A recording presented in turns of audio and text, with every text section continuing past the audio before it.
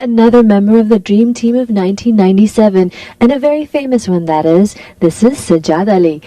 Sajjad साहब, इतने सालों से आप आते रहे एंड आपकी इंस्पिरेशंस आप म्यूजिक में क्यों शुरू हुए, ये ज़रा हमें बताएं.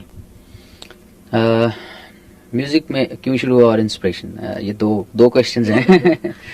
पहला क्वेश्चन उसका आंसर ये है कि म्यूजिक में क्यों शुरू हुआ ये तो मुझे भी नहीं पता, बिकॉज मैं गाता हूँ बचपन से ही. और मुझे पता था कि मैंने एक प्रोफेशनल सिंगर बनना है. मुझे कभी ये नहीं पता था कि मैं इंजीनियर बनूंगा, pilot, doctor, nothings like that. मुझे पता था कि मैंने सिंगर बनना है, तो मैं सिंगर बन गया. अल्लाह का शुक्र है कि जैसा सोचा वैसा हो गया. और आपकी इंस्पिरेशंस देखिए, मेरी कोई ख़ास इस तरह की इंस्पिरेशंस नहीं है. जो स्कूल्स हैं म्यूज़िक के या वोकल्स के आप कह लें, वो मेरी इंस्पिरेशंस हैं. मिसाल के तौर पे जो क्लासिकल वोकल्स हमारे ईस्टर्न क्लासिकल, उनसे मैं काफ़ी इंस्पायर हूँ. और वो बेस है हमारी म्यूज़िक की. तो उससे इंस्पायर हुए बगैर अगर मैं सोचूं कि कुछ म्यूज़िक करूं, अपने देसी म्यूज़िक करूं, तो मेरा नहीं ख्याल कि मैं उसमें कुछ ज़्यादा क्रिएटिविटी दिखा सकूंगा. तो इसलिए मैं इंस्पायर्ड हूँ अपने क्लासिकल म्यूज़िक से. उसमें बहुत बड़े बड़े नाम गुजर चुके हैं पिछली सदी के, जैसे उस्ताद बड़े गुलाम अली खान साहब, उस्ताद बरकत अली खान साहब. तो इस तरह से मैं क्लासिकल म्यूज़िक से बेसिकली इंस्पायर्ड. मगर आप अपने म्यूजिक में काफ़ी वेस्टर्न भी इंक्लूड करते हैं. हाँ, वेस्टर्न देखें, अगर ड्रम्स बज रहे हैं, बेस गिटार बज रही, लीड गिटार बज रही, तो इसका मतलब वेस्टर्न गाना नहीं होता. वो म्यूजिक अरेंजमेंट्स जो हैं वो हो सकते हैं वेस्टर्न. बाकी मेरी मेलोडीज जो हैं वो हमेशा बहुत ईस्टर्न होती हैं. और मेरी कोशिश होती है कि ईस्टर्न मेलोडीज, क्योंकि हमारी जो टेरिटरी है सिर्फ पाकिस्तान जहाँ हम रहते हैं, वहाँ पे हम एक आर्टिस्ट स्टैब्लिश होते हैं उस वक्त जब हम पाकिस्तान से रिलेट करते हुए, वहाँ के कल्चर से रिलेट करते हुए, वहाँ के म्यूजिक जैसा म्यूजिक कुछ बनाएं तो वहाँ के लोग सुनेंगे. उसके बाद आप फ्यूज करते रहे अपनी चीज़ों को, तो लोग एक्सेप्ट कर लेते हैं. लेकिन एकदम बिल्कुल ही मैं कोई और एक रंग लेके आऊँ अगर, तो मेरा नहीं ख्याल. इसी अभी हमारे जो बैंड्स हैं, बहुत अच्छे बैंड्स, वाइडल साइन, जुनून, आवाज़, ये इनका भी म्यूजिक वेस्टर्नाइज्ड म्यूजिक है. लेकिन आप देखें कि इनके जो गाने मशहूर हैं वो सब देसी. गोरे रंग का ज़माना, सांवली सलोनी, महबूबा, और इसी तरह जुनून के गाने हैं, इसी तरह आवाज़ के गाने हैं, वतन कहानी और इस तरह के. तो वो ईस्टर्न मेलोडीज़ हैं. और ईस्टर्न मेलोडी मैं समझता हूँ उसमें इतनी ज़्यादा गुंजाइश है कि आप बहुत नया काम कर सकते हैं उसके अंदर. और म्यूजिक वीडियोस वो भी मेरे ख्याल से कुछ वेस्टर्न कॉन्सेप्ट है जिसे हमने एक्सेप्ट किया है पाकिस्तान में और इंडिया में. तो उस फिलॉसफी को हम कैसे जोड़ते हैं? देखिए, म्यूजिक वीडियोस जो हैं पाकिस्तान में शुरू किए मैंने. मेरा पहला गाना आया था बेबिया, जिसका वीडियो मैंने खुद डायरेक्ट किया था, प्रोड्यूस किया था. वो पहला वीडियो था इन पाकिस्तान. जिसके बाद वीडियोस का ट्रेंड चल पड़ा कि म्यूजिक वीडियोस भी होने चाहिए. उससे पहले म्यूजिक वीडियोस नहीं आते थे. तो ये भी ट्रेंड, ये भी सेहरा मेरे सर जाता है कि म्यूजिक वीडियोस मैंने शुरू किए. अब वो वेस्टर्न है, वो इसलिए वेस्टर्न आप उसको कह रहे हैं कि चूंकि पहले वेस्ट में शुरू हुआ था ये काम इसलिए वेस्टर्न हो गए. बाकी ये कि टेक्निक या टेक्नोलॉजीज है चीज़, वेस्टर्न या ईस्टर्न नहीं होती. उसको यूज़ कैसे किया गया वो देखा जाता है ज़्यादा. आपका बहुत ही मशहूर गाना चीफ साहब, जिससे अब एक फिल्म भी बनी है चीफ साहब नाम की. तो आप इसकी कहानी बताएं कि ये गाने से ये फिल्म के तार कैसे जुड़े. Actually Javed Sheikh is a very good friend of mine. वो हम बहुत पहले से एक दूसरे को जानते हैं. तो जब ये गाना बहुत पॉपुलर हो गया तो उन्होंने कहा आके कि हमें ये गाना भी चाहिए फिल्म के लिए और ये टाइटल भी चाहिए. तो अब उनसे कोई प्रोफेशनल डील नहीं इसमें हुआ हुआ, तो ठीक है, वी आर फ्रेंड्स. हमने उनको टाइटल भी दिया, जबकि कॉपीराइट्स हमारे पास थे उसके, और गाना भी दिया. इसमें कोई वो नहीं था. वो फिल्म सुपर हिट फिल्म थी. उससे पहले मेरा एक गाना एक फिल्म में आया था, बेबिया. वो फिल्म भी ब्लॉकबस्टर थी, हाथी मेरा साथी, उसमें बेबिया आया था. अब मेरी अपनी एक फिल्म आ रही जो कि मैंने खुद डायरेक्ट की, उसमें भी कुछ नए गाने, आई मीन नया एल्बम मेरा आ रहा है, और एल्बम के गाने, और उसमें इंशाल्लाह लोगों को ये फील होगा कि पाकिस्तानी फिल्म से बहुत हट के म्यूजिक उसमें सुनने को मिलेगा। आपने गाने से शुरू किया, म्यूजिक वीडियोस भी इंट्रोड्यूस किए, अब आप फिल्म जो डायरेक्ट कर रहे हैं उसमें आप यंग जनरेशन को क्या दिखा रहे हैं?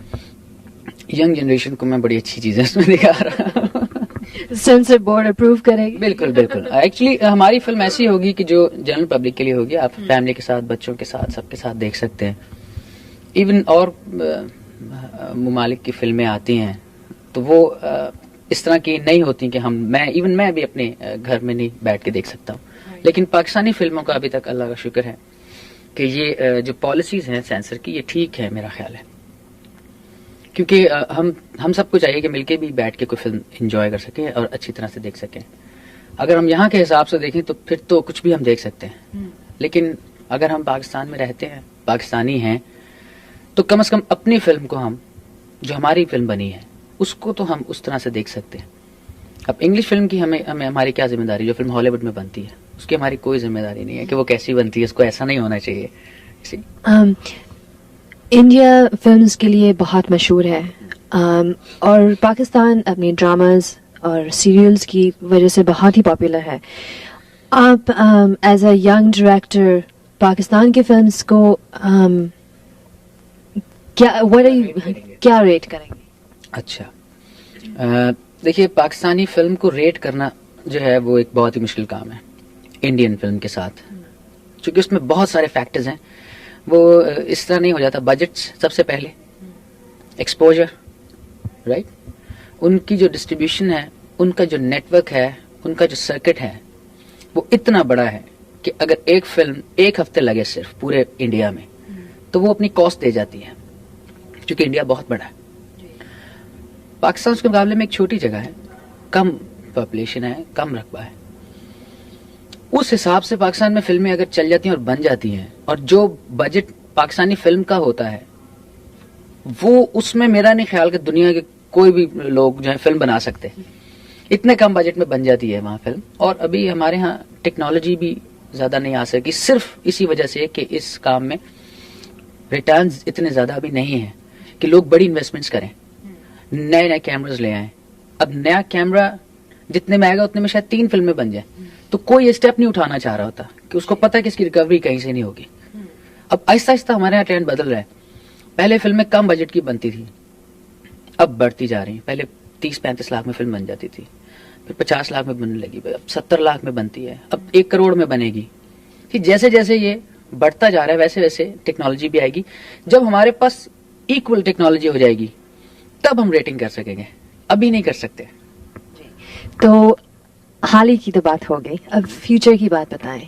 आप डायरेक्शंस तो कर ही रहे हैं, आप अपने एल्बम्स के बारे में बताएं, और क्या आप फिल्म्स में काम भी करना पसंद करेंगे?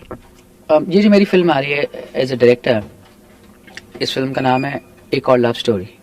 अच्छा। और इसमें मैं एक्ट भी कर रहा हूँ। मेरे साथ सलीम शेख हैं, बहुत इन है पाकिस्तान में आजकल। निर्मा है, नई आर्टिस्ट है। सारा खान है, नई आर्टिस्ट। बहरोज हैं, रंगीला साहब हैं, और 2 आर्टिस्ट हैं जिनको मैंने इंट्रोड्यूस कराया है। 3 आर्टिस्टों को, आमिर रिजवी, खावर एंड परवेज। तो एक बड़ी मुख्तसर सी फिल्म है, बड़ी लाइट सी, जिसमें कोई विलन नहीं है, लव स्टोरी है, कॉमेडी है। इसमें मैं भी एक्ट कर रहा हूँ, और नेक्स्ट भी फिल्मों में एक्ट करने से ज्यादा मेरा ध्यान जो है वो डायरेक्शन में है। बिकॉज मैं हमेशा से ही डायरेक्टर था, पहले से ही, क्योंकि वीडियोस मैं कर रहा हूँ 5-8 बल्कि 8 साल से डायरेक्ट कर रहा हूँ। तो अब फिल्म की तरफ मैं आया हूँ, जब मैंने समझा कि आ जाना चाहिए, वरना मैं बूढ़ा हो जाऊंगा। तो सिर्फ इतनी सी बात है कि डायरेक्शन में मैं इसलिए आया हूँ कि मेरे जैसे और भी लोग आएंगे अभी, जो थोड़े बहुत पढ़े लिखे हों। जिन पढ़े लिखे से मुराद ये नहीं होता कि जिनके पास डिग्रियां हो, पढ़े लिखे से मुराद ये होता है कि जिनके पास एक्सपोजर हो, जिन्हें पता हो कि कौन सी चीज बेवकूफ़ी की है और कौन सी नहीं है। कि अगर घास पे गाड़ी रुकेगी तो आवाज नहीं आनी चाहिए ब्रेक्स की। सी, अगर आउटडोर सड़क पे खड़े के बात करें तो आवाज एको में नहीं, रिवर्ब में नहीं आनी चाहिए, नहीं आ सकती। इतना तो कम से कम पता होना चाहिए। तो जैसे शान अभी फिल्म डायरेक्ट कर रहे हैं, गन्स एंड रोजेस, मुझे उस फिल्म से बहुत उम्मीद है। शान जो डायरेक्ट कर रहे हैं खुद, उसमें एक्ट भी कर रहे हैं, लेकिन एक्ट तो वो बहुत फिल्मों में करते हैं। असल चीज देखने की है कि जो फिल्म डायरेक्ट कर रहे हैं वो उसमें क्या चेंज, तो वो बहुत चेंज फिल्म है दूसरी फिल्मों से। आपको बहुत ऐसा फील होगा कि आप उसे कहीं रख सके, कहीं पे कंपैरिजन कर सके उसका। इसी तरह मैं भी कर रहा हूँ, और भी कुछ लोग हैं जो भी आएंगे हमें देख के, तो अच्छा हो जाएगा इंशाल्लाह आगे जाके। अच्छा, और आपके एल्बम्स के बारे में? मेरी एल्बम भी नई आ रही है अभी, और इस फिल्म में उस एल्बम के गाने हैं, तो ये भी एक चेंज है कि मैं हमारे जो एल्बम्स के गाने होते हैं वो अब फिल्मों में आएंगे। जैसे कि जो फिल्म का एक टिपिकल साउंड है हम जो सुनते हैं, उससे जरा हट के है म्यूजिक, बिल्कुल एक फील है उसका अलग से। अच्छा, बहुत सारे फैंस हैं आपके जो आपका इंतजार कर रहे हैं मायामी और ऑरलैंडो में, उनको आप क्या कहना चाहेंगे?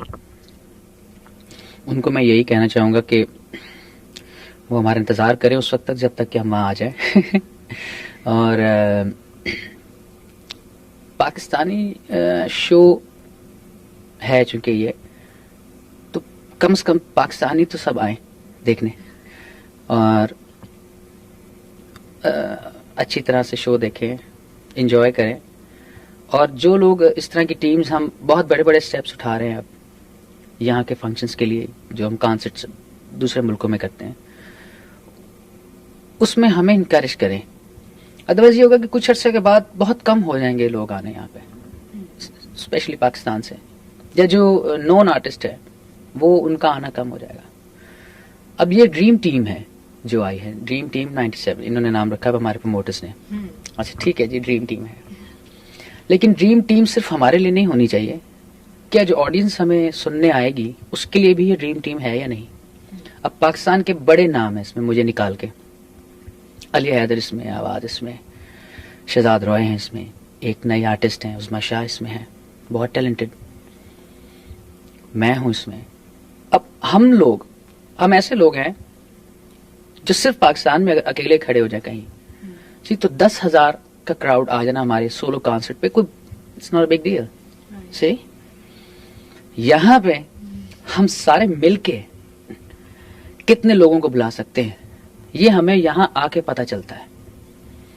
कभी कभी हम हर्ट भी होते हैं क्या, यहाँ पे भी हमारे शोज पे 20-20 हजार, 25-25 हजार, 30 हजार लोग आने चाहिए, चूंकि हैं यहाँ, ऐसा नहीं कि यहाँ लोग नहीं है, लोग तो हैं।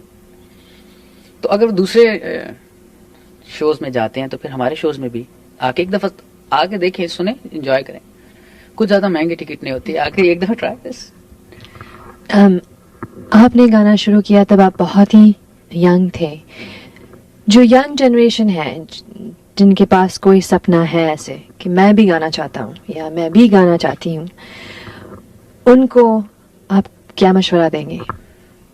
देखिए जी, उनको मशवरा सिर्फ इतना सा है कि जो भी गाना तो एक चीज है, गाने के अलावा जितनी चीजें हैं शो बिजनेस में या आर्ट, कोई भी आर्ट आप ले लें, उसके लिए एक तो स्किल होनी बहुत जरूरी है, गॉड गिफ्टेड, पहला मसला ही है। और अगर कम है या नहीं है तो फिर बहुत सीखना पड़ेगा।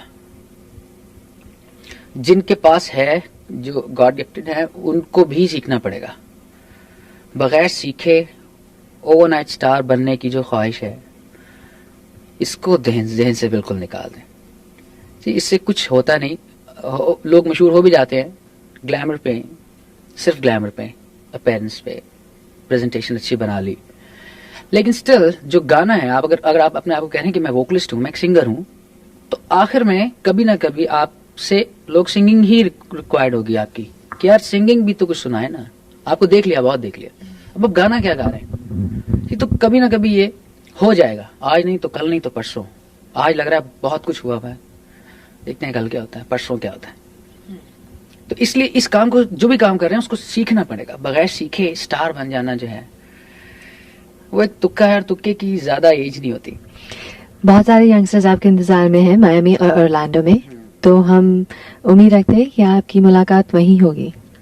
इंशाल्लाह जरूर होगी और बहुत मजा आएगा। सब लोग आए, एंजॉय करें हमारे शोज को, और अगर ये शो का रिस्पांस जैसा होगा उसके हिसाब से फिर हम नेक्स्ट शो भी बना के लेके आएंगे, वो फिर इससे कहीं ज्यादा और बेहतर होगा इंशाल्लाह। Thank you very much.